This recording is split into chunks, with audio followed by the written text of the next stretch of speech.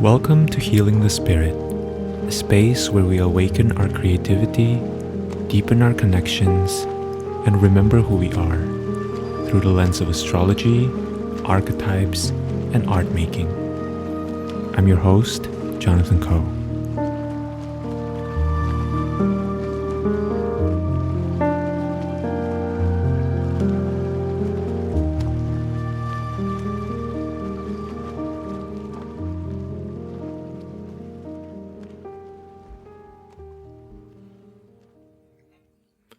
Running a business as a creative, an intuitive, and a mystic is not easy. There can be a sense that the kinds of skills and mindsets that feed into success in the world of business are diametrically opposed to the values of being an artist, being a teacher, and a practitioner. It can feel like these two aspects of our work are like water and oil, and they just don't mix. Both in my own personal path and in the lives of students and clients, I've run into many moments where things feel really hard, where we feel like we're at our wits' end trying to figure out how to make them make sense. My guest today is Michelle Pellizzon-Lipsitz, who's poured her creative gifts, who's applied her heart and mind and experiences into building a vibrant, inviting, and practical body of work that attempts to bridge the two worlds. Michelle is one of the most creative people I know, and her artistry shines through in her being, overflowing into all the projects that she has under her wings. You may know Michelle through her company, Holisticism, or her podcast, The 12th House, or her membership portal, The North Node, or maybe even her latest project, The Spacies Pad. In this conversation, we discussed all about the intersections of running a business and being an intuitive, artistic person. Michelle spoke candidly about her journey, and our conversation revolves around discussing the beautiful, glorious, frankly, important mistakes that many of us make in running an intuitive business and what we can learn from those so-called mistakes. All right, let's get into it.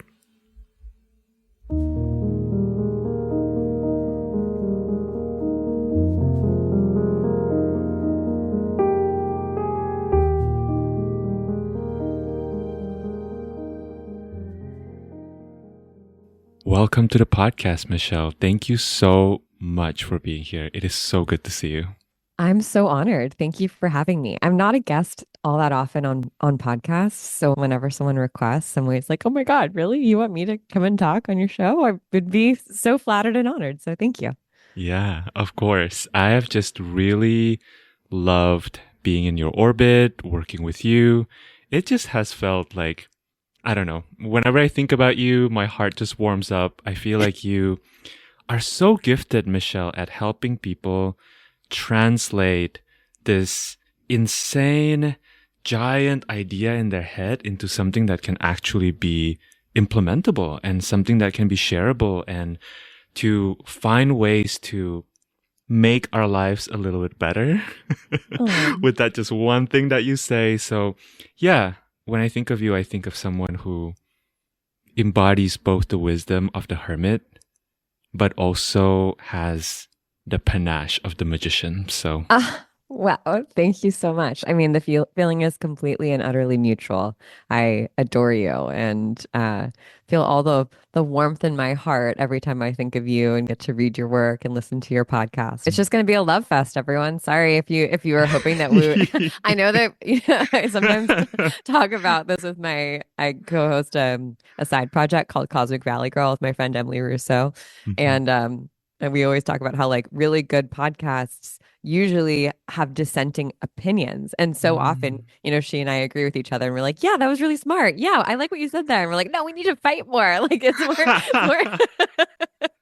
it's not interesting when everyone's just like, yeah, that was right. Okay, yeah. But I promise we'll make this interesting because we'll make it interesting. Yeah, we always get into it. We always get interesting. I love that. Yeah. I've been thinking about that a lot, actually, about kind of creating more contrast, yes. And it's interesting, Michelle, because I think on the one hand, you can create contrast with content, like actual things that people are saying, but Yeah. you can also create contrast with energy and tone, right? And Oh, I've yeah. been thinking about how, this is true. So I'm just going to own it and say it. But I really love re-listening to my conversations on the podcast. And I think partially it's also because I tend to be attracted to people who have energies that are slightly different than mine, just in terms of just the emanation and the presence. And I think there's something really exciting about seeing that publicly, shared publicly. Yeah. Yeah, conflict is interesting. Like even in art, you need some like disharmony in order for harmony to really like sing. Yeah. And conflict doesn't have to necessarily be like totally antagonistic. Ideally, it just helps either party like get even clearer on what their message is or their concept or their ideas. Yeah. So you would know far better than I would what the astrology for 2025 is, but I feel like we are definitely in a moment of conflict. Things are going to get interesting. Yeah. Yeah. I think the challenge would be more about making sure that we have what we need, like resource ourselves as we move into the inherent interestingness of 2025. I want to talk all about your path, your story, and also about, for lack of a better term, running an intuitive business, Michelle. So let's get into it. The first question I've asked guests in the past that I've kind of forgotten for a while is this pretty nebulous question of who do you know, feel, and sense yourself to be in this present moment? So I'm going to offer that question and see what comes up for you in this moment and in this space.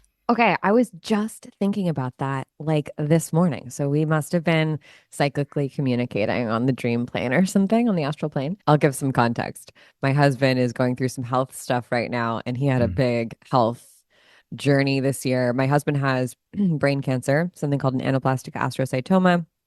And he had a recurrence earlier this year. So he has a brain tumor and it was growing, and he did chemo and treatment. And anyways, long story short, he's been having seizures, and we're like, oh my God, is it back? We just got a clean scan. And it brought me right back to where I was when we first got his diagnosis, which was the day after my 35th birthday in February of last year. And it's like, whoa, I've changed a lot in that time. Like this has been such a clarifying year, and also there's still so much I don't know. Like there's clarity in the void nature of this time.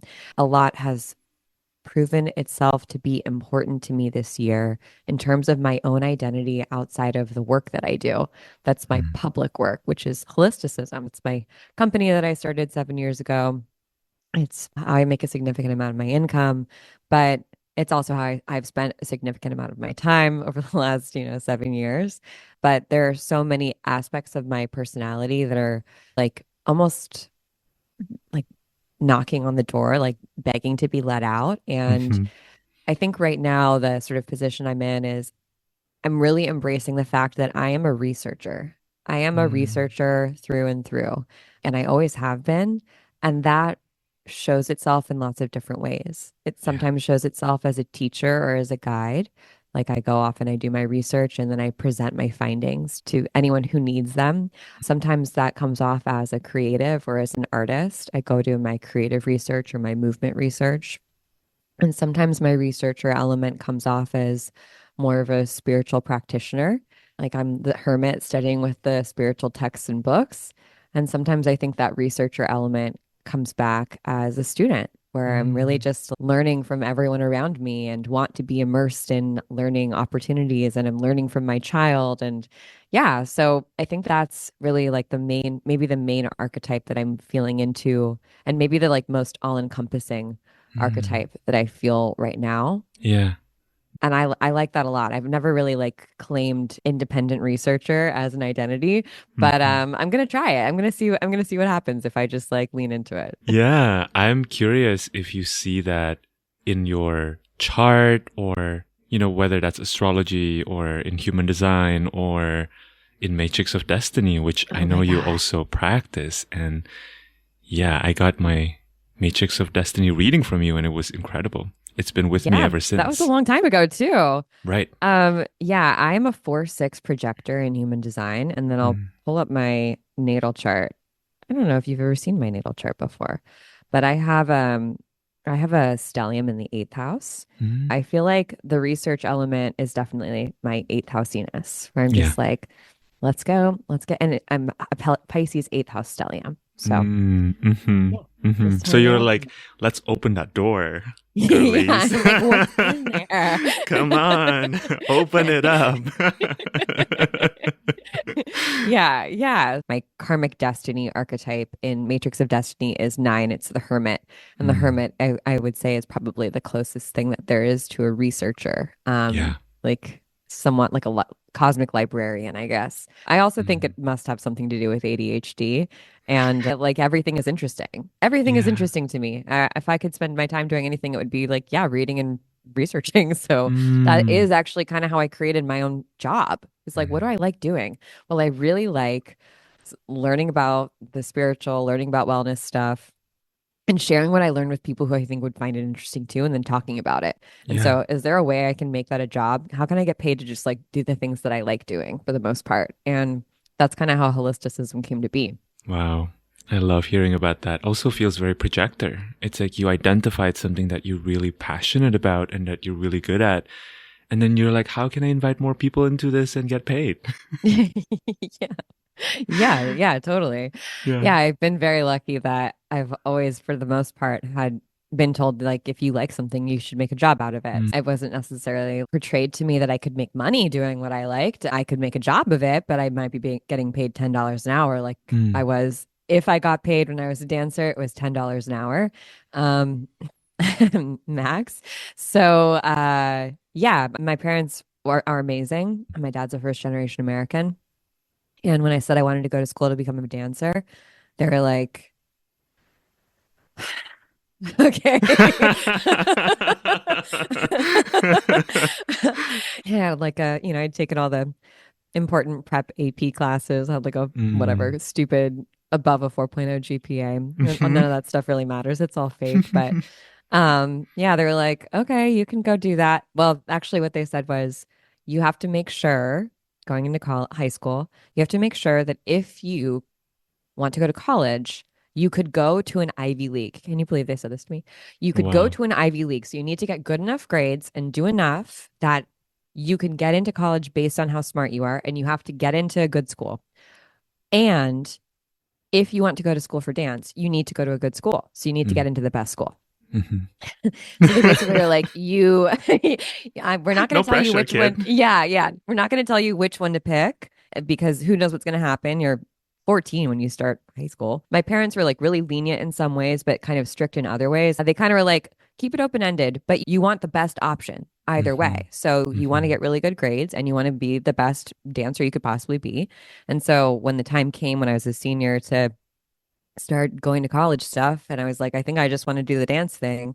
They're like, okay, well, you better get into the best school. And yeah, and luckily I somehow tricked someone into accepting me into NYU and then I got to go. But my dad always said you can always make more money, Mm. but you can't make more time. Yeah. So go and That's study the thing that you wise. care about. Extremely wise. Mhm. Um, he was a philosophy major in college. Then he turned into a stockbroker. But he was like, go and study what you care about. You're not going to be a dancer for that long. Realistically, it's not a very long career. So, go do it while you can. And then you're smart and you'll figure out what to do next. And Mm. I think like my parents just trusting me and telling me that they trusted me to figure it out was such a gift because I just believed them. I was like, oh, yeah, I will figure it out Right. when the next thing comes, when I'm done doing this part of my career. And also knowing that maybe there was a close ending, like that I would have Mm. a very short career, like early career, served as this nice escape hatch because when I was ready to move on to something else, I didn't feel like flaky or like I changed my mind. I felt like, Mm. well, that's what happens, a lot of the time when you're a Wow. creative. And Yeah. so it kind of like the next thing happened. I went and worked in tech and yeah, it was just an interesting sort of programming from a young age that like if you can go get paid for what you're interested in, Mm. you can make money. Mhm. Eventually you'll probably make more money, but do what you like and what you care about and get that experience first. Wow. How did you end up building holisticism, Michelle? Um, oh my gosh, it's a long story, but I We're worked here. in We're here for it. you're like we have an hour left. We have time. Um yeah, I was a professional dancer, like I said, and then I worked in the wellness space in New York. I was a celebrity trainer and nutritionist. In Mm. fact, one of my clients was Dorit Kemsley, who's on The Real Housewives of Beverly Hills. Whoa. And I helped open a studio in Tribeca. And then I moved out to LA to open an LA and Orange County studio. Mm. And I got really sick and realized that that was not, I got really burnt out, not what I wanted to do. And it's so silly, but I had been dating someone who had a younger brother who got into the tech world. And we were all, I was like 25. So his younger brother was 22 and he had just graduated from college and he was hanging out with us a lot. And I was like, what are you going to do? What job are you going to get? And he's like, oh, you know what? I'm gonna go work for a tech company. I'm gonna go work for a startup. And I was like, what's that?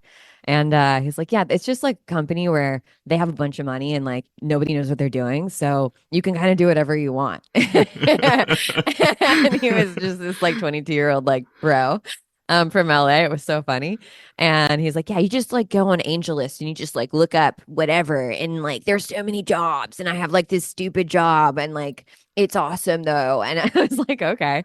And he had no experience, right? So I was like, well, I could probably do that. And so I looked for jobs on AngelList. I got a job in tech as like, I don't know, one of the like employee six or something at Mm. this company. Mhm. And that led to my next tech job and that led to my next tech job because once you're in, you're kind of in.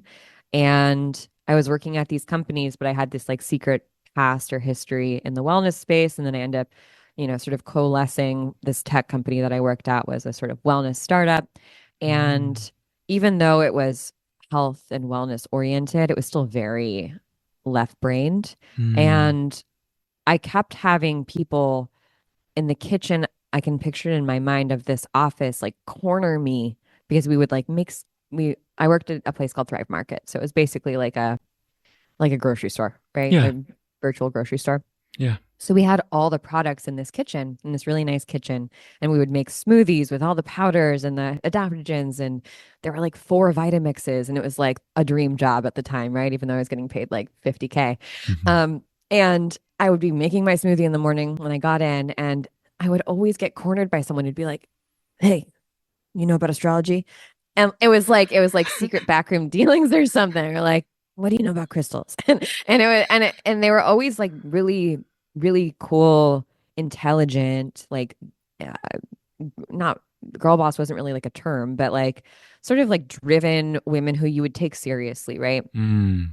And in that moment, it was very much a divide of like, yeah, people you take seriously who are smart, and then people who are spiritual or people who are Mm. into wellness. It felt very like sort of soft and silly and like hippy dippy. Right. And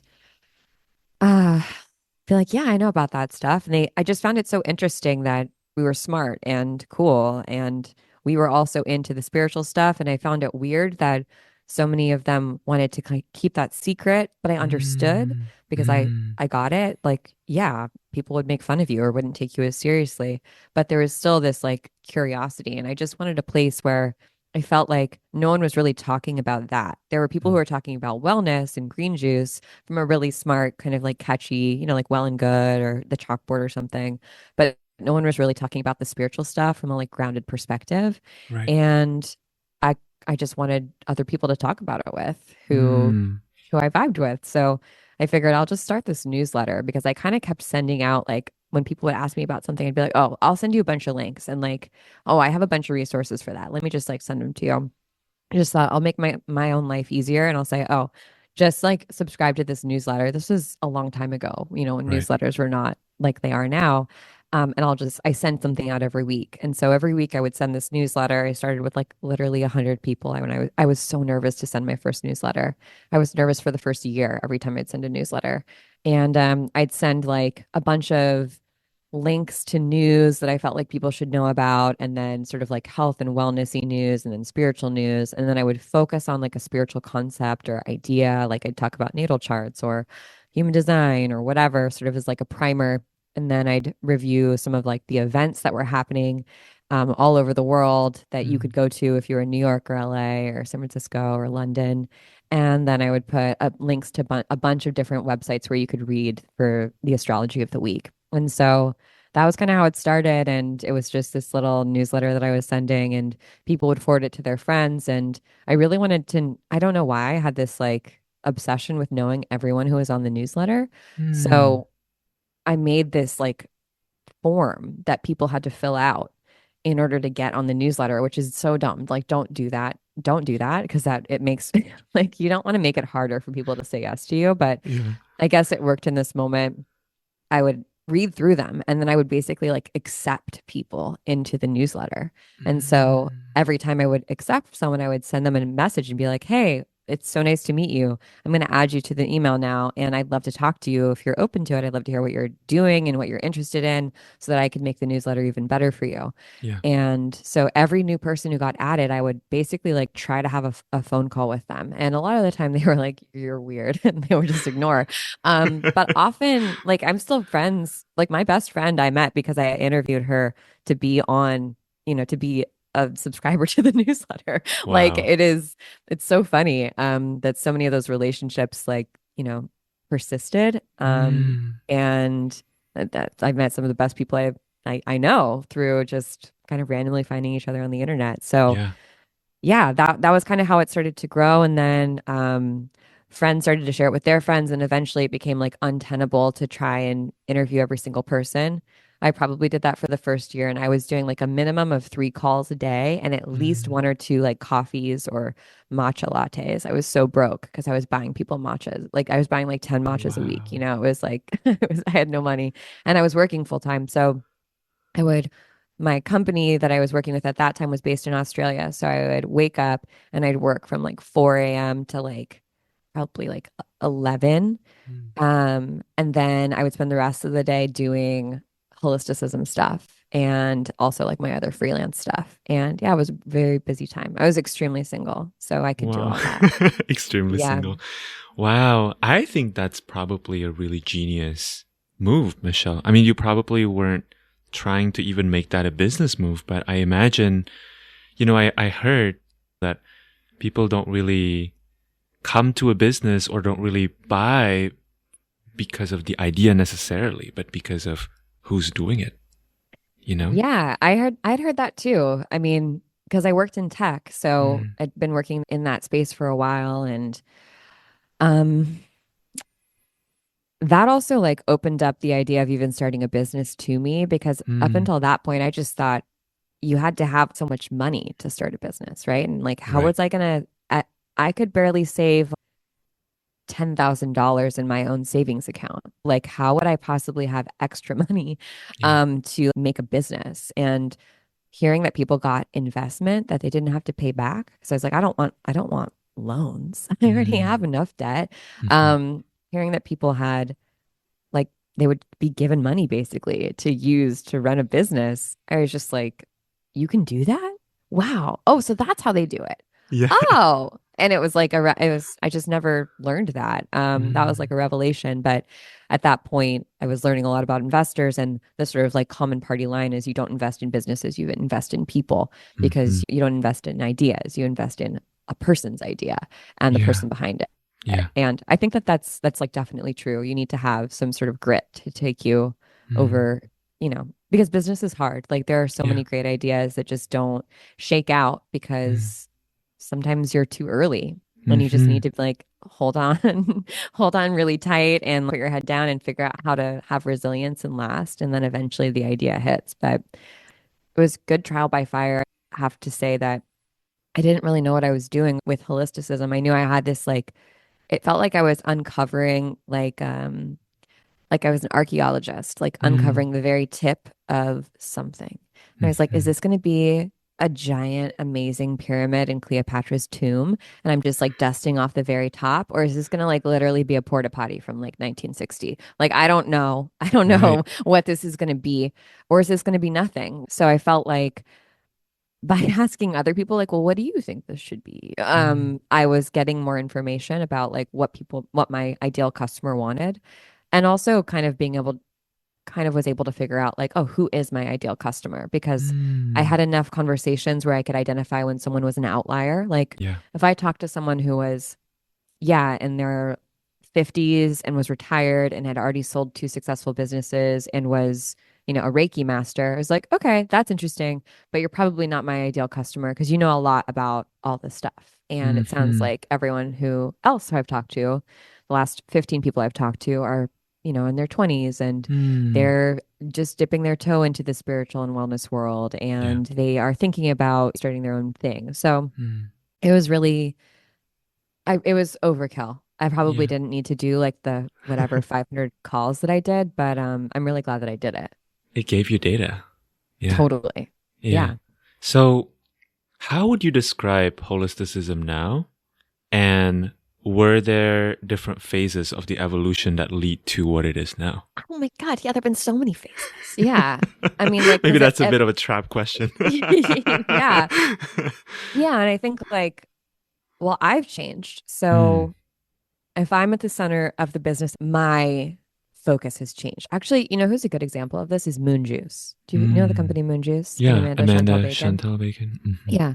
So, they used to be like a juice company and they just did cold pressed juice. Like that was it. That was what they were focused on. Yeah. And then she kind of like really made adaptogens blow up, right? Because she got really into adaptogens.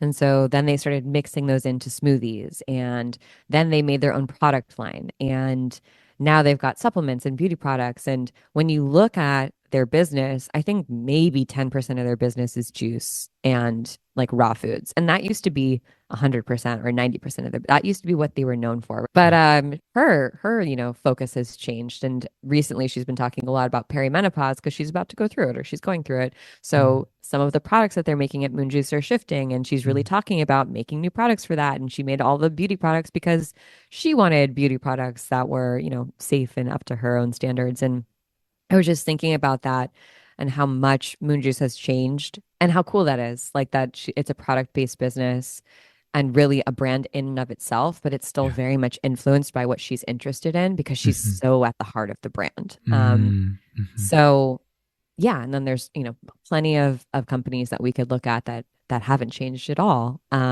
Maybe like Glossier is a good example, even Mm, though the founder and the world has changed over the last few years. yeah. But they've stayed really sort of like true to that vision and purpose. Hmm. And Aesop, maybe I like, think, is another one. yeah, Hmm. yeah, and maybe even like literal, Hmm. to that purpose. Yeah. But yeah, holisticism has changed based on how I've changed and how our customers have changed over time. And I think primarily what I want to do is help people embrace all the parts of themselves. Mm, So the intuitive, the intellectual, the spiritual, the weird, so that they can live the most dynamic version, full version of their lives. mm, I think a lot of the time that happens or that shows up when we create our own things. So when mm, we either have creative projects or we have businesses that we create and build. And I think that that's sort of a necessary um, archetypal journey mm. that we go on, that we Mhm. experience, and that on that archetypal journey of creation, of making something that is your own, you have these pitfalls and you have obstacles and you have dark nights of the soul, and it can be really hard to navigate that. Mm, And I just want to make it easier. I'm mm. not necessarily going to prevent you from having the dark night of the soul, but instead of it lasting 6 years, maybe we can have it last like 6 days Yeah. and help you like move on to the next thing. So Mm, I feel like we do that at Holisticism in a variety of different ways, but mostly by providing tools and community and resources to help you like make sense of the space that mm, you're in mhm. and also plot your own journey because there's no one right way to build or create or honestly like live your life. I think the right, quote unquote, right way is trusting yourself. And so I guess what we do is help you build self-trust and Mm, so that you can be the like most creative, intuitive, innovative, visionary version of yeah. yourself. Do you notice that there are recurring challenges or issues that people face in their journey, be that in personal, creative, or entrepreneurial journey that lead them to that point? Yeah, to being the more dynamic version of themselves. Yeah. I think that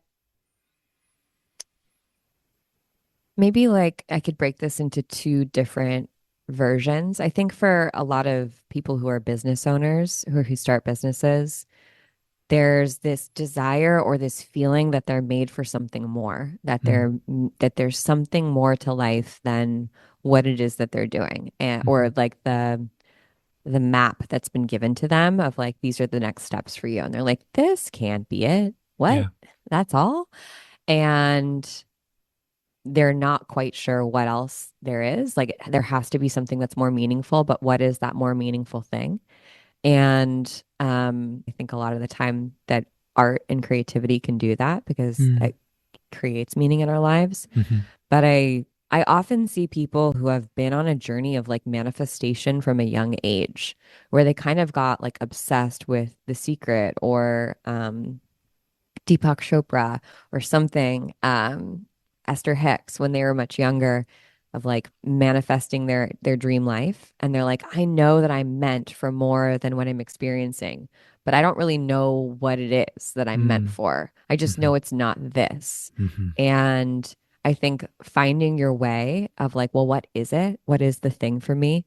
I think that that is a catalyst for a lot of people to like enter on their spiritual journey and then ultimately end up making something.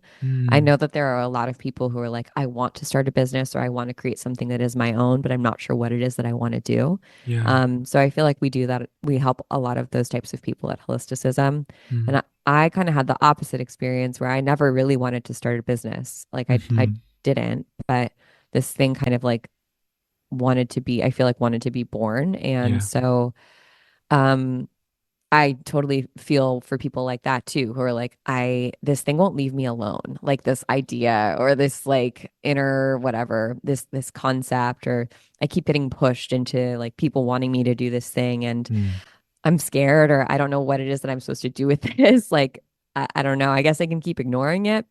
That doesn't ever really work out in yeah. the long term. So I think I really feel for people like that too, who are like, I guess I accidentally started a business and like now what? Because Mhm. I don't have like foundational business training because I thought Yeah. business school would be boring. Same. Yeah. So yeah, I feel like that's a lot of what we see. Yeah. Wow. That's so interesting hearing you reflect on that because I'm like, check, check. Both. Yeah, Both of totally. them Yeah, for yeah. myself. Yeah, and like I think that's also um yeah, I think that's also just like an experience of being someone who is just perpetually and perennially curious, where you're like, but Yes. what else could I do? You know, like I'm not just satisfied with accepting that this, because someone said like, well, this is what you do, that this Mm. is what it is. Like, well, what would happen if I tried this other thing? Yeah. Um, so yeah. Yeah. I I want to hear you talk about intuitive business, Michelle, because running an intuitive business is a word that I have seen you and holisticism use and recently explore in greater depth. I want to hear about what that word meant for you and also maybe sprinkle in mistakes that you see people running an intuitive business tend to make. Yeah. I've been using intuitive business for a really long time. And I Mm. remember when I first started holisticism and I like was setting up the SEO because that was part of what I did in tech companies. I was looking for the search term intuitive business and I literally could not find it. It wasn't something that people searched. I'd never seen a search term have Wow. zero people searching for it. It's like, Right. oh, fuck. Because that's like not a good sign. You know, that Yeah. means that no one wants that thing. And it really like gave me pause because I was like, am I like delusional that I think people want this, Mm. but I want it. So it, like Mm-hmm. must be something that other people want. But anyways, it's been a long time that we've been using that term, and I feel like only now am I really like kind of explaining it more clearly. Mm. But to me, intuitive business means running a business using your intuition and not just following a prescribed path because you're like, Mm. this is what a business is supposed to do. And Mm-hmm. I think you can really only do that when you are educated on the basics and the foundations of how business works and you really understand it. And so you're making personally sovereign decisions in your life and Mm-hmm. in your work. I think there's like a connotation with intuitive business. I could be wrong, but the connotation being, oh, I just like pull a tarot card in the morning and that tells me what I'm supposed to do or focus on today. Right. And I just leave it up to spirit and I don't make any decisions. And so that means I have an intuitive business. And I think Mm. if that's your definition, fine. That's just not my definition. I'm like, if that works for you, great. But I've never found that that worked like that well for me. Mm. Felt part of the challenge is marrying the intuitive and the surrender to the universe or to spirit or whatever, right? Mm. The surrender, as well as using all of the skills and tools and knowledge at your fingertips to put yourself in the best possible position to make this Mm-hmm. thing that wants to be born into the world. Because I Right. very much subscribe to the concept that like muse or universe or whatever you want to call it, something whispers an idea in your ear. And that Mm. idea wants to be born. That is an entity and it has its own soul. It has its own destiny. I think our businesses have their own natal charts. I think they have their own destinies that are intertwined with ours, but are separate from our destinies. And, you know, what's best for us is not always what's best for our business and vice Mm-hmm. versa. Mm-hmm. Because we're separate beings. So I think that when an idea whispers in your ear and says, make me, it's your responsibility to do what you can, to do as much as you possibly can to set that up to succeed. Mm. And I think sometimes it's a little bit of a cop out to Yeah. just be like, well, I'm going to just trust in Mm. my runes that Mm-hmm. that's all I need to do to that they'll tell me what I need to do or that spirit will tell me or something will tell me Right. and I'm going to wait passively by. I Yeah. think that's like that's the rub. That's the hard thing is like finding the balance between the two, but that's also like where the magic happens is Right. finding the balance between the two. So that was a Yeah. convoluted way of saying I think that intuitive business is using your brain and it's also using your intuition Mm. and sort of cooking with them at the same time. Mm-hmm. And I think mostly just being as aware as you possibly can be about your decisions and where you're making your decisions from. If you're making them from a place of wounding or the subconscious or the unconscious, or if you're making those choices and decisions with as much conscientiousness Mm. and consciousness as you can. And Yeah. so tools like astrology and tarot and human design and shadow work and archetypes and matrix of destiny and psychism and akashic records and all the things those help us understand our own desires and what we're Mm-hmm. motivated by and I think they help us truly see ourselves more transparently and understand ourselves so that we understand where our decision making comes from so we can make more conscientious decisions. Yeah. You're making me think about how recently I've been contemplating the idea of robust trust. So not Mm. just trust that's kind of like a trust fall or like I don't want to think about it, therefore I'm just going to trust. You know, it's like Yeah. Oh yeah, trust by deference. Yeah, you're trust like, by well, deference, right? I mean, as a very Saturnian person, I probably can't do that anyway. You know, mm. I'm just Same, I could part of, never. you know? Yeah. So I've been thinking about what it means to do the prep work and also maybe even like the after work that's necessary in order for me to feel like I've set up a certain structure that allows me to flow as freely as possible within Hmm. that structure, right? Because that ultimately is the kind of trust that I want. Not necessarily a trust that needs evidence, but trust that where I know that I've done what I can in order to make sure that I can flow and I can be spontaneous, right? But that Hmm. my spontaneity will not come at the expense of myself or other people. Hmm. Yeah. Yeah. Yeah, I think about that a lot too, of like, am I putting myself in the position, in the optimal position Mm. to be intuitive Mm-hmm. or to make my choices, like Yeah. to just move through the world? Am I coming in clean? Mm. I guess is how I sometimes think about it. Like, how can I get like clean and clear and Mm-hmm. under control? How can I keep it clear so that like if something is trying to come through, I can hear it, I can see it, I can taste it, Yeah. and I can not waste time trying to Mm. figure out what it wants me to do. And sometimes an idea comes through, or a spirit person or whatever, like sometimes through intuition, there isn't clarity and you have to Mm. sit with something and there's a message in that, right? It's not that you're blocked. It's that like, oh, you got to let this thing cook. Like you actually Yeah. have to sit in the discomfort of this and the not knowing of this because there's a Mm. lesson there. Yeah. And I know that, well, I'm doing everything that I can to be as clear as I can in this moment. Mm. So I've kept my side of the street clean. Mm-hmm. That must mean that like I'm either not ready for this information to come through quite yet. There's more I have to learn, more I have to experience, or this is part of it. Part of it, Mm. there's a lesson in the waiting and in the patience of like, okay, it's like it's 20% loaded. When am Yeah. I going to get to a place where I can really like sort of make out what I'm seeing Mm. and like, trusting that it's going to make itself clear when it's meant to make itself clear. But I'm doing my job. Like we're Yeah. in partnership, you know? Right. Right.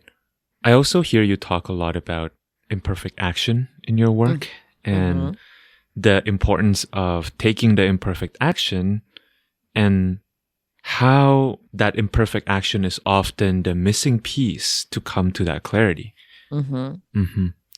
Yeah, because it's almost like you need more data points, Yeah. right? Like it's as if you're looking at a board that has pins in it, right? And Mm-hmm. you only have 5 pins. It doesn't Mm-hmm. make any design. There's no pattern. But Mm-hmm. if you had 500 pins, then you would probably see some clear pattern, Mm-hmm. especially if you moved further away from it.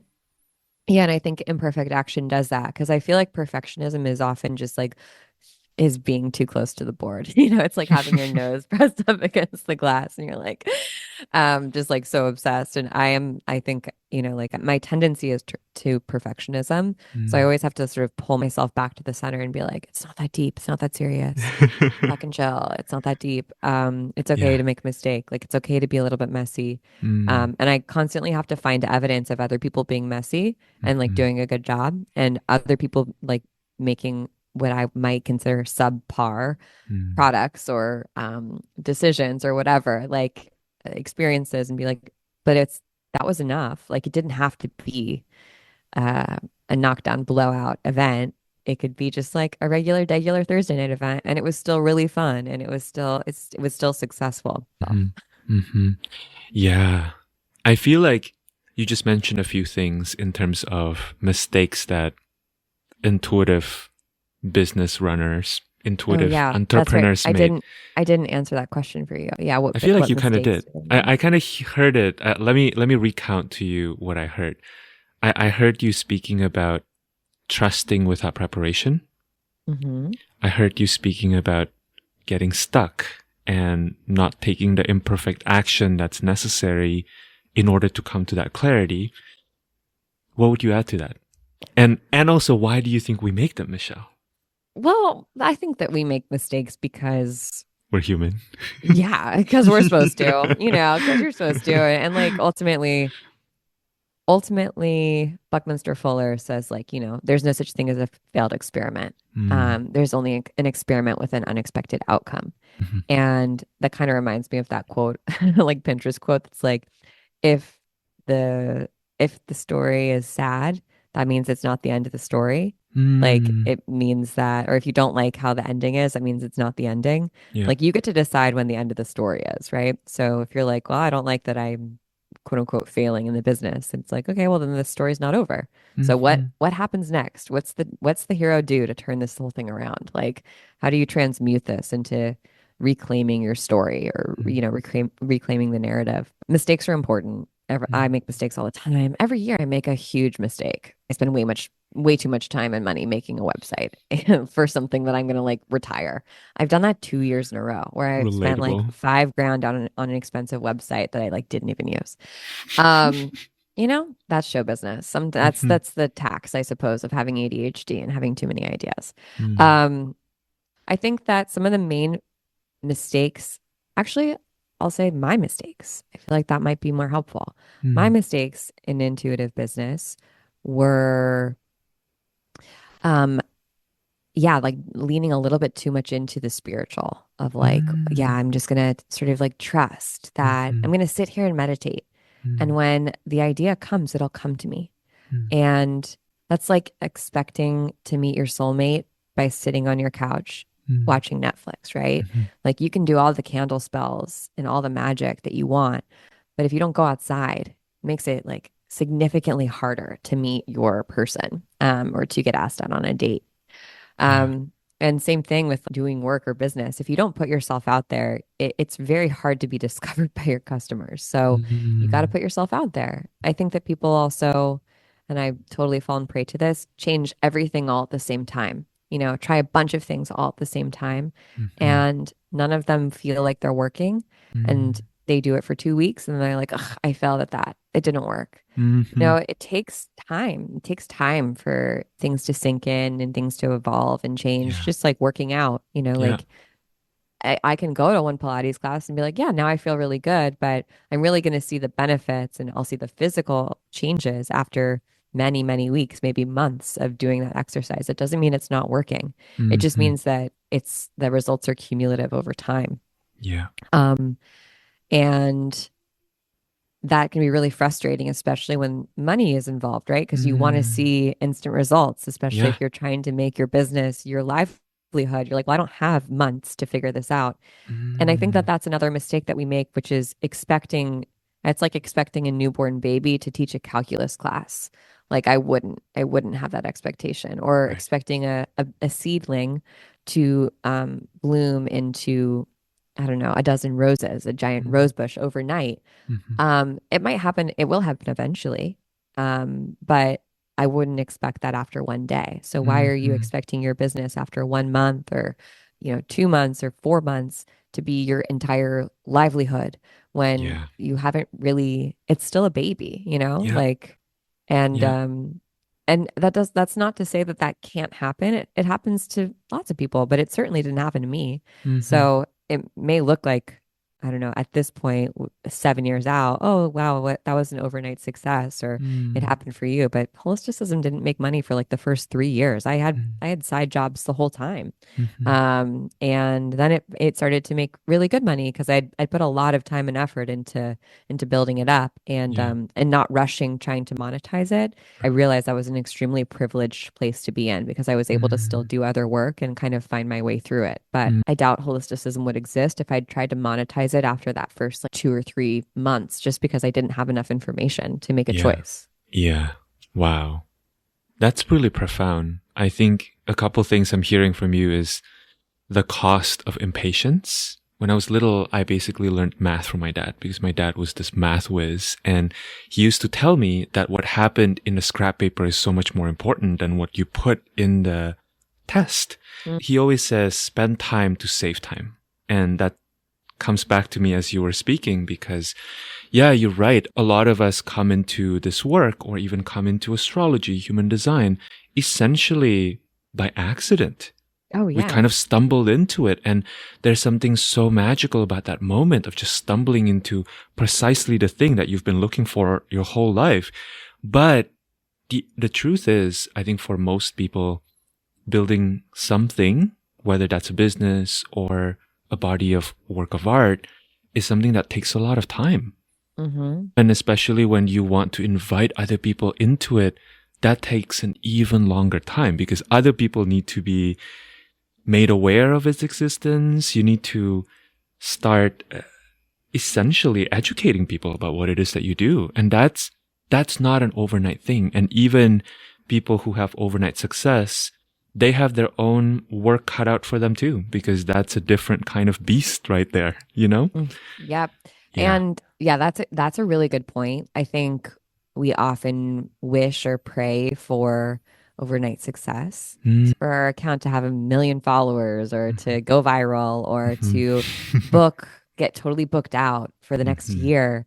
And or even like I see this a lot when I work with people where they're like, yeah, I'm making like $3,000 a month and I want to make $10,000 a month and I want it to Mhm. happen overnight. And Mhm. that's a really good goal and that can totally happen.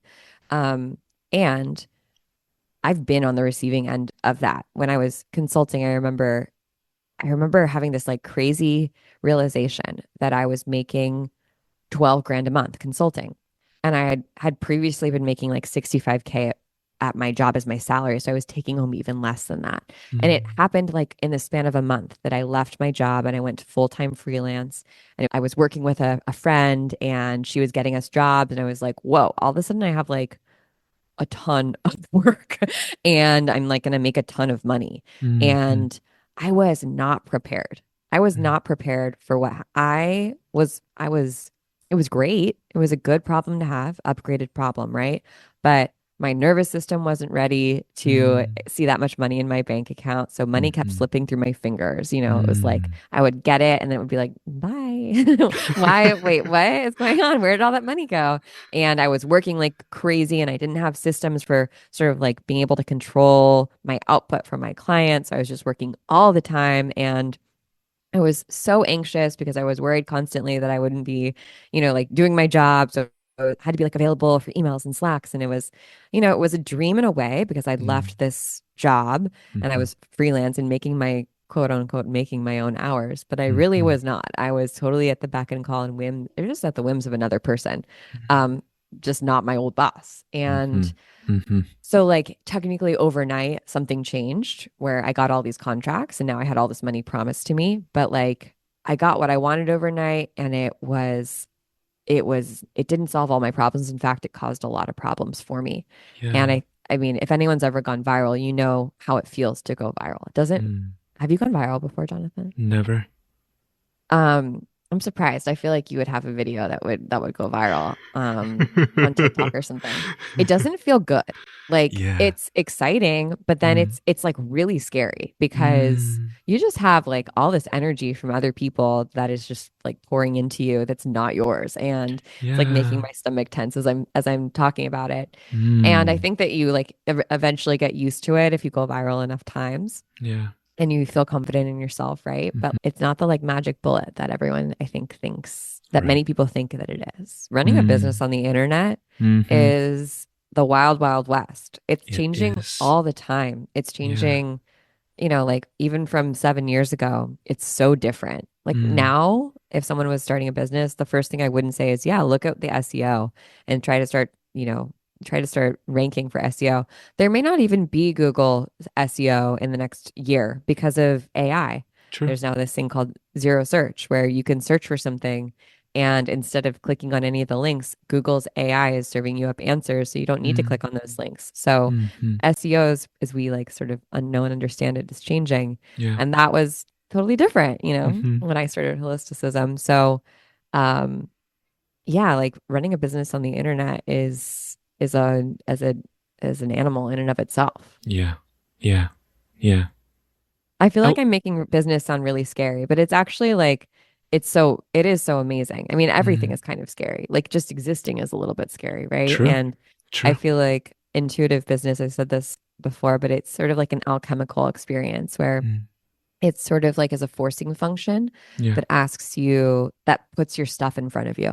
Like Mhm. anything that's sort of wounded or unhealed or um, that's like in the unconscious that you're not aware of, it comes up in business, in your intuitive business. Oh yeah. It comes to the surface. Yeah. Whereas if you hadn't agitated Mm. yourself by Mhm. making something, putting yourself out there, it maybe would have just lurked for a long time. Mhm. And you would eventually find it, but maybe in a place where you weren't prepared to find it, maybe in like Mm. your relationships Mhm. or maybe in your self-worth or in your purpose or something like that. Yeah. So I think there's almost like this shortcut that happens when you start an intuitive business or you put Mhm. yourself out there to run an intuitive business that helps you like level up in all the ways Mm. and learn a lot of like spiritual lessons and intuitive lessons and Yeah. esoteric lessons like Yeah. much more quickly. You're making me think about how in running an intuitive or mystical business too, you're forced to use the tools that you already learned from classes and teachers and mentors and really apply it to something that's very mundane, that essentially feeds into how you pay your bills, you know, and Yeah. it changes your relationship with your tools. Yes, it's implementation, right? It goes from Yes. just like conceptual, this is a cool thing to like, well, how do I like really use this in my life? And Mm-hmm. sometimes I forget how powerful we are, you know, like Yeah. how many tools we have at our fingertips. And Mm-hmm. whenever I'm feeling like hopeless, which, you know, like it happens regularly. It happens where I'm like, oh, what can I possibly do? And then I'm like, wait a damn minute. I'm a witch. Like, like, what do you mean? What can I do? Like, okay, I can do something. At least I can Mm-hmm. do something to like make myself feel better. Mm-hmm. I know that I'm not in complete control. Yeah. I'm never will be, but there are some things that are within my control that I can adjust. So, Mm-hmm. yeah, that helps me not feel so hopeless. Mm-hmm. Yeah. I have this question for you, Michelle, that popped into my head, which was, what is your favorite part about your job? The reason why I want to ask this question is because I feel like you are someone, at least from my perspective, that so beautifully embodies this intersection of being an artist, being a guide, and also being an entrepreneur. All these three parts, they seem to work synergistically in your work and in your life. And yeah, it makes me curious about what your favorite part of your job is. That's a good question. I think it changes. Like a couple years ago, I would have said something different.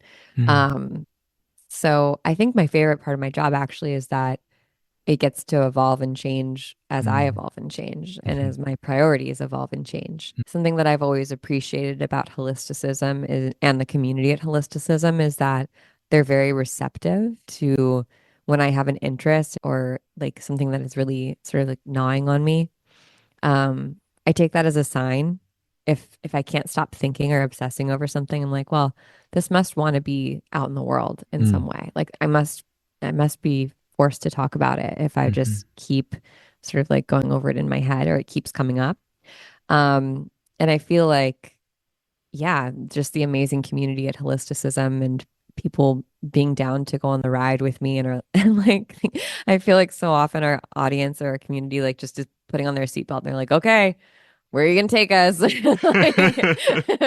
what weird thing are you gonna talk about today, Michelle? And I think that that is like such a, I don't take that for granted. It's such a gift. So mm, that's that's one of my favorite parts that I feel like I've earned a sense of freedom mhm. to and I've earned trust to just dive into the things that I'm curious about. And Yeah. I also know now that I will always make it relate and make it valuable for my Mm, holisticism people, for my yeah. community. Yeah. Maybe I'm like the person who goes ahead and like the scout, the person who scouts ahead and then comes back and gives information. Mm, I think that also helps me make sense of my like my day-to-day troubles or experiences where I'm like, okay, there's a lesson in this. I'm not quite sure what the lesson is yet. I'm not yeah. sure what I'm learning yet, but let me check in and see like how does it feel now? Sometimes there's no lesson or it hasn't come through. Mm, I'm still in the thick of it, but you know, a lot of the time there's something helpful for me to share yeah. and so that you don't have to go through it. Yeah. Yeah. I think you also, from what I've observed, you do this thing where you invite people into that level of curiosity of the many different interests you have. Like, for example, your portal newsletter is this mishmash of like all the things that you find interesting in the past month or in the past week. I'm thinking about the Jonathan that interacts with the universe of the holisticism offering. And I feel like that version of Jonathan is kind of really down to explore because there's been this constant exploration that you, Michelle, at the helm, has been exposing us into. I even remember, I think you're one of the first people who made ChatGPT not seem so scary to me, or at least to give me this feeling of like, oh, I can at least explore, right? Like I don't have to like Yeah. it. I may have complicated feelings about it ultimately at the end, but I also don't need to be scared of it and I don't need to keep it at arm's length just because I'm afraid of it. Mm-hmm. Yeah. Yeah. I'm happy to hear that. Mhm. Yeah, I mean, like, and maybe we'll change our minds about ChatGPT in a couple of Right. years, and we'll be like, it actually is the devil. Never mind. We Um, don't want it. Put it back in the I made a box. mistake. I made a mistake. Yeah, but like, yeah, I make mistakes all the time. I change my mind constantly. Yeah. Not constantly. I'm going to give myself more credit. I change my Mm. mind when there's more information and there's something, yeah, and it's appropriate to change my mind. But Yeah. like, I think that that's all one can really do. And let's bring it all the way back to mistakes that people make. I think Mm. that's a huge mistake that people make um, when they are attempting to be seen or Mm. they're considering being seen. They are worried that they're going to change their minds eventually, or like that they Right. don't know enough right now, and they're going to learn more in a little bit, and then they'll be Mm. embarrassed about what's on the internet. You're Mm. always going to Mm. be embarrassed about what's on the internet. Like you're always going to be embarrassed about That's very the true. past version of you Hmm. because yeah, they didn't know as much as current you. Yeah. They weren't as well polished. They whatever. That's a I think a silly reason to not get started Mm. because you're always going to be Hmm. embarrassed. Yeah. It's never going to go away. There's no level of expertise that you're going to be like, "Yep, and now I never do anything that makes me cringe." You're just not. You're not. So, the good news is most people have really short memories, Mm. ourselves included. So, Hmm.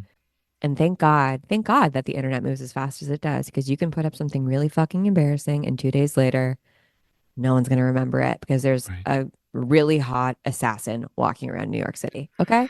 Like that's it's fine. Like why worry?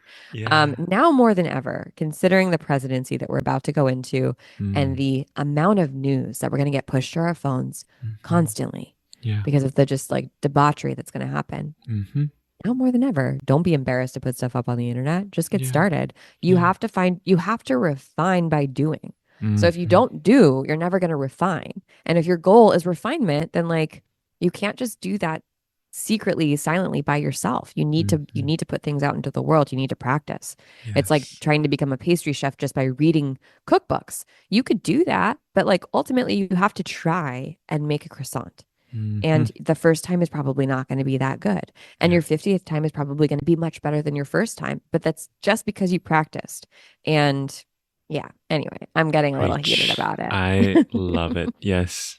That's correct. It's true. From my perspective, watching a lot of people do really cool and interesting things, and then having a podcast where I invite people that I think do cool and interesting things that I feel like other people should know about, I always get so inspired when people do something out of curiosity and Yeah. let themselves be in that vulnerability of, I'm not really sure if this is going to stick, but I'm going to try it, you know?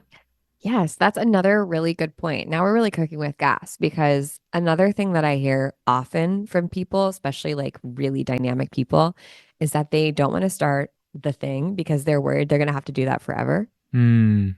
Hmm. You're not. You can change your mind. Yeah. You can pivot your business. It's truly a novel idea to realize that you don't have to do a job or a career for the rest of your life. Right. You can start a business and be like, I'm going to do this for 3 years.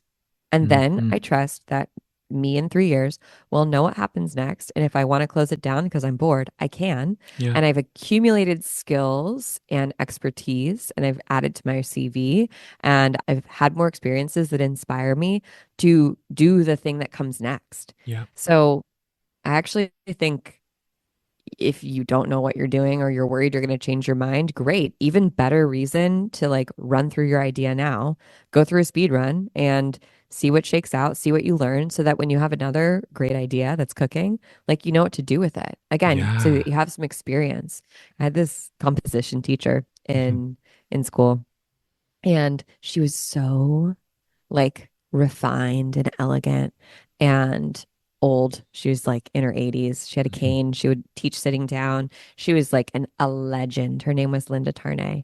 Hmm. And one time we were in class and she would just like imagine the most refined grandmother energy that you can. And she said, don't blow your wad early in the dance. And it was the funniest thing that I ever heard because I was not expecting her to say anything like that ever in my life. But I think about that advice, don't blow your wad all the time. Yeah, like don't blow it. Don't blow your Hmm. energy. Don't blow your wad early. Like if you have an idea that you're excited about, Hmm. that's not your like one and done experience. Yeah. Yeah. Don't like go practice, go explore, go try other things. Like treat everything that you do as an experiment because you are gathering information and research for ultimately the things that come next. And Yeah. for when you do have that big exciting idea, you're prepared for it. You have Hmm. the skill set to know how to navigate it and manage it. Yeah. Does that make sense? Absolutely. I think that was such a masterclass, Michelle. Thank you.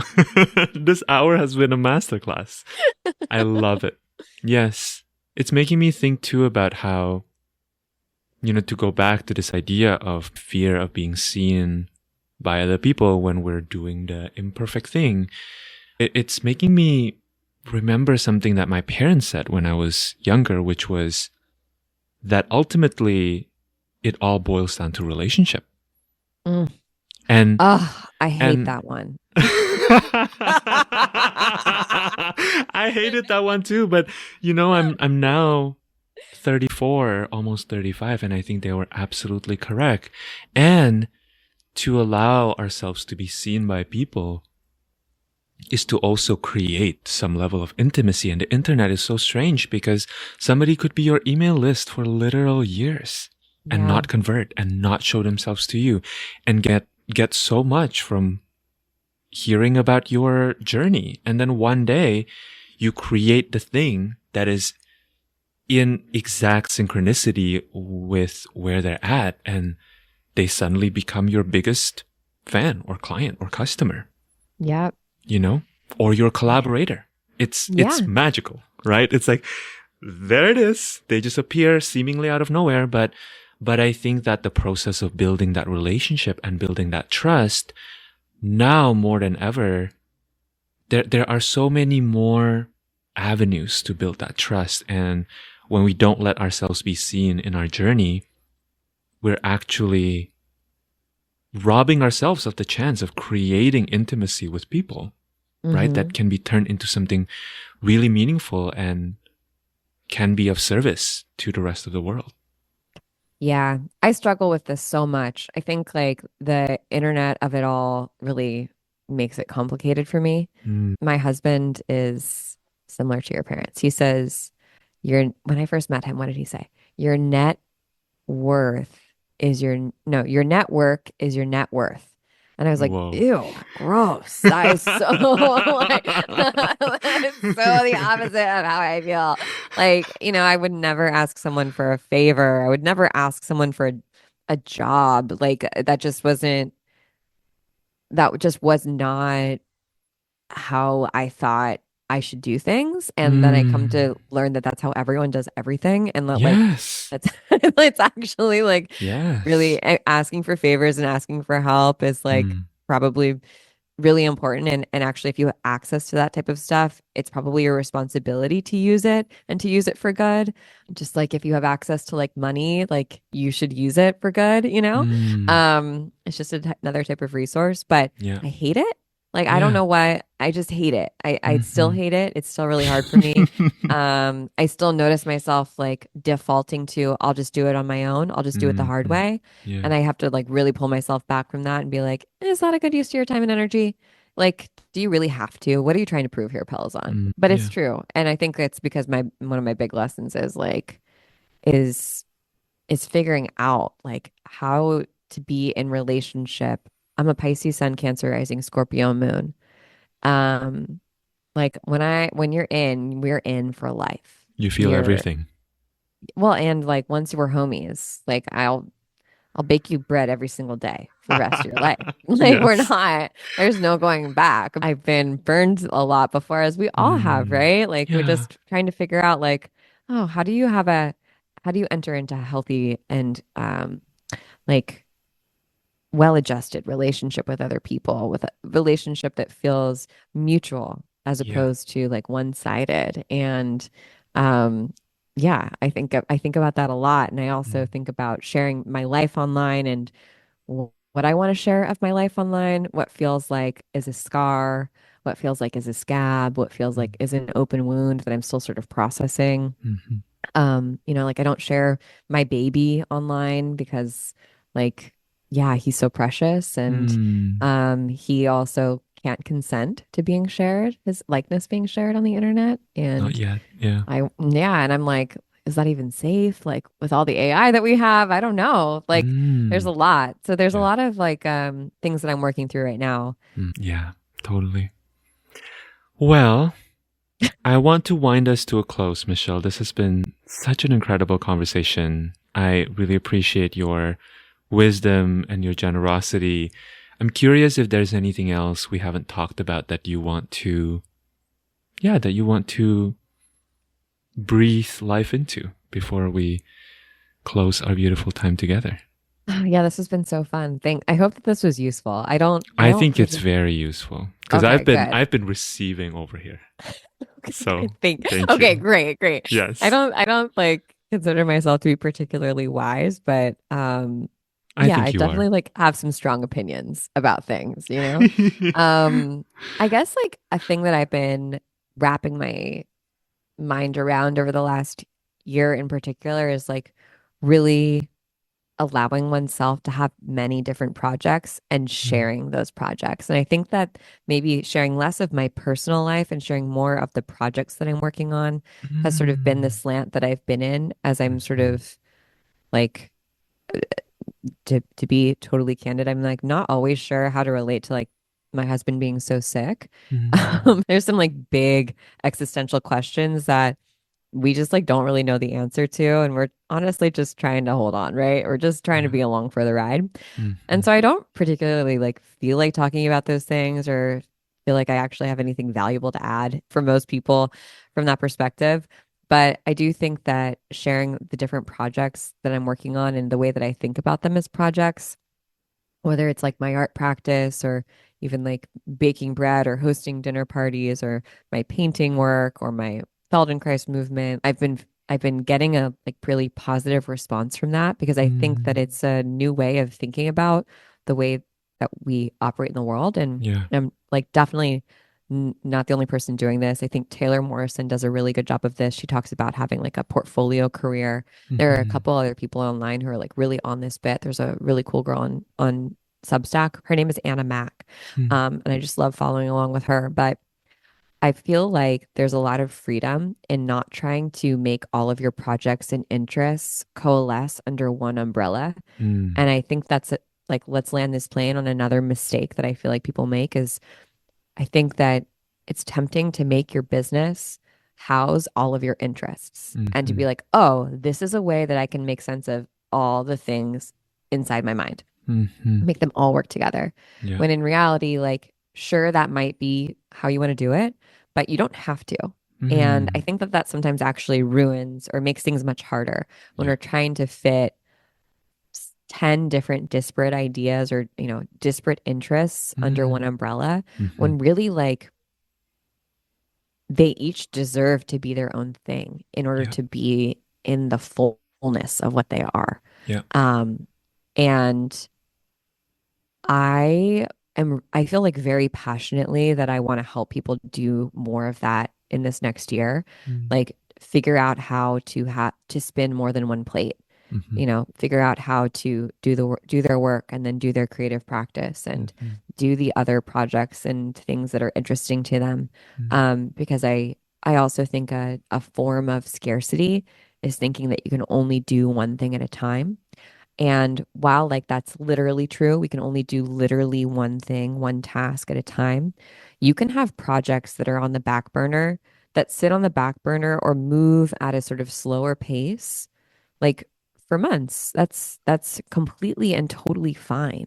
yeah. Um, and I think that there's some sort of like maybe taboo or scarcity mindset around that. That like if I'm Mm, in something, I have to be in it 110% of my time. right. And I think that that's really boring. At least that's really boring for me. I don't like that. I Mm, like having, I read 5 books at a time, yeah. right? Because like I'm reading one and I like all of them. Like I'm reading one and I'm like, this is great. And now I don't really want to read nonfiction because I'm like Mm, working on pottery. I'd rather listen mhm, to a story. So mhm, now I'm going to go listen to my audiobook on like whatever, fairies or whatever. So like, and that doesn't mean that I'm a bad reader or that I'm stupid or yeah. that I'm not going to finish those books. I actually am, and I'm going to enjoy both of them or all of Mhm, them. mm, We can think about our projects in a similar way that mm, we can almost like turn our attention to them when the moment is primed, like when we're primed to focus on that type of work, whether it's Yeah. creative work or intellectual work or research or Hmm. personal work. So I feel like really strongly about that. I think that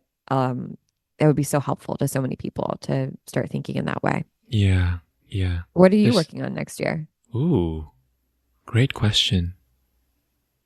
I think in terms of my work, what I'm seeing is kind of a simplification happening, Michelle. It's Mm. suddenly becoming clear, like, oh, this is why I want to do this work. And Mm-hmm. I'm also becoming clear about what I want to do with it in this period. And so Mm-hmm. I'm currently in a moment of just like chopping a lot of things off and just being like, it's okay for me to just actually have space, stare at a blank wall and like do nothing, you know? Yeah. Which is really scary and novel for someone like me. Like you've seen me work up close and you know how much I love a lot of different things and how much I love novelty. And also I am in this period now where the line between novelty and distraction is really thin. Yeah. and I'm really enjoying just, you know, practicing simplicity. Like on a very mundane level, I just came back from my travels and I bought this box of incense and I'm committed to just using this box of incense until it runs out, which is not how I run my life, Michelle. But Yeah. it's an experiment, you know, that in and of itself is an experiment. And I think for me too, recognizing the importance of having explored in the past few years, and then in the next few years, I'm on this train of building.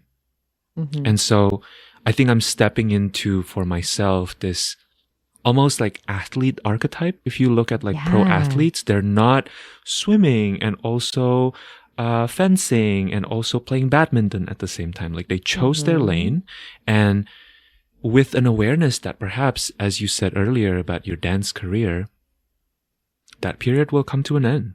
Yep. There will be bigger, more novel exploration, but for this moment, for me, it's like kind of closing up shop, actually, Yeah, it's on like a you're lot of prepping my for the interest. Olympics. Yes, Yeah, yes, because yeah, like for so many, that's such a good analogy with the athlete because for so many sports, yeah, the Olympics is the thing. And then hmm you win and it's like, okay, now what?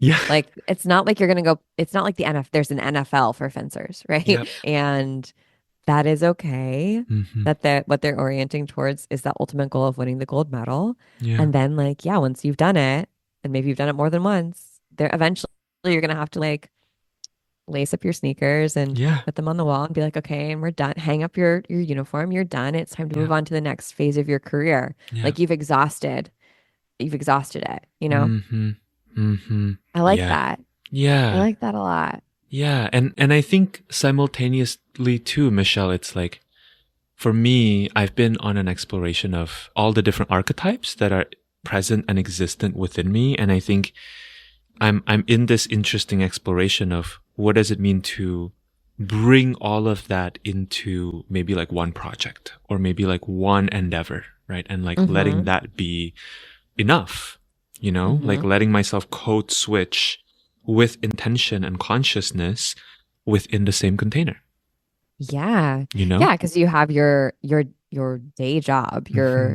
your day and night job. You have Yeah, your true. professional work that you've like spent a lot of time and energy Yeah. becoming amazing at. And you Hmm. also have this job, which is a full-time job as well, Yeah. that you've also spent a lot of time and energy being amazing at. But yeah, those two planets never their orbits never intersect each other. Yeah. True. Yeah. True. Yeah. Cool. Oh, I can't wait to see what Me happens. too. Okay.